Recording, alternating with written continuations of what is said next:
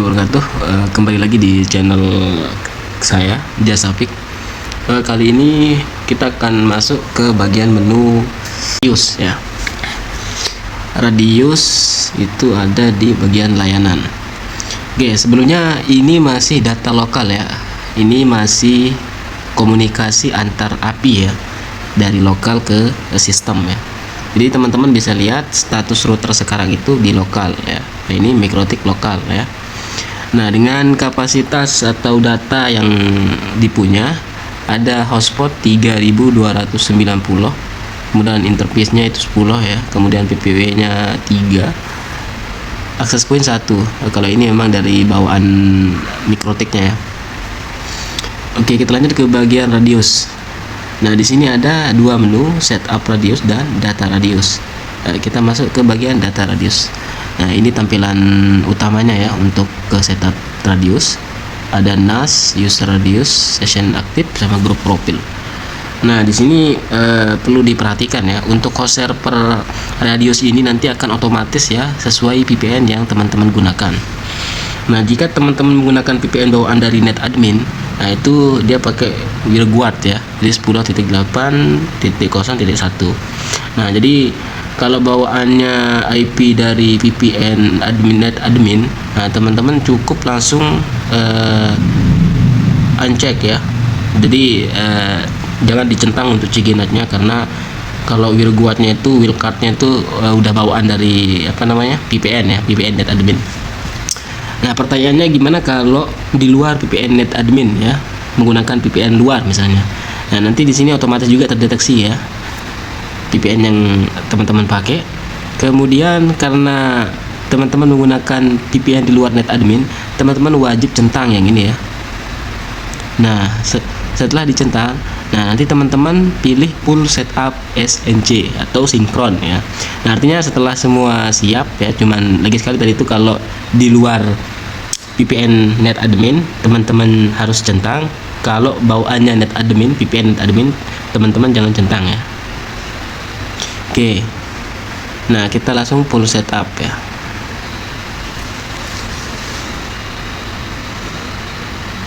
Nah, di sini memang kosong ya, karena data prosesnya itu berjalan di latar belakang ya, atau background. Nanti ini perlahan dia akan nambah ya. Nah, ini kan kalau kita refresh, nah dia akan nambah sesuai data dari MikroTik lokal, artinya disinkron semua ke radius ya. Nah, kalau kita udah sinkron seperti ini, teman-teman langsung bisa ke data radius. Nah, ini akan naik ya. Nah, ini datanya, kemudian yang online berapa nanti ya. Masuk ke bagian router. Nah, ini sudah MikroTik radius. Nah, sekarang mode yang sekarang itu menjadi mode radius. Teman-teman bisa cek di hotspot pengguna, daftar pengguna.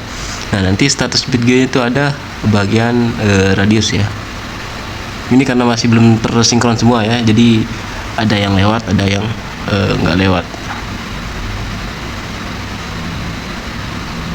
Nah, kayak gini ya. Kira-kira seperti itulah.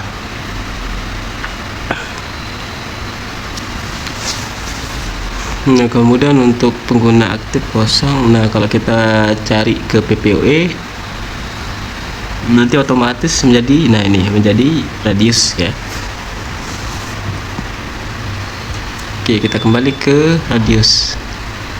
Ini kita akan tunggu sampai sinkronnya itu pas ya, full, intinya sinkronnya itu sesuai dengan data yang ada di MikroTik, yaitu 3292.